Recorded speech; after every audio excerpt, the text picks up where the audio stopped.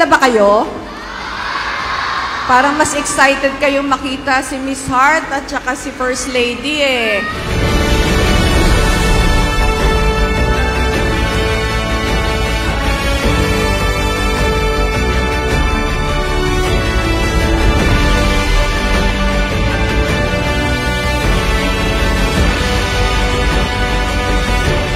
We are glad that Sherry Cares has taken this initiative of organizing this special program, Be Cool in School, Bags of Hope, distribution here in Manila.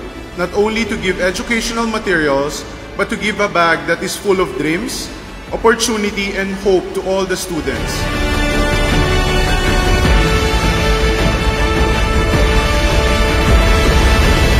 Ang bawat bag po na yan ay hindi na lamang naglalaman ng mga school supplies. Ito ay naglalaman ng pag-asa para sa pagsulong ng ating edukasyon. Kaya mga bata, mag-aral kayong mabuti dahil kayo ang pag-asa ng ating bayan.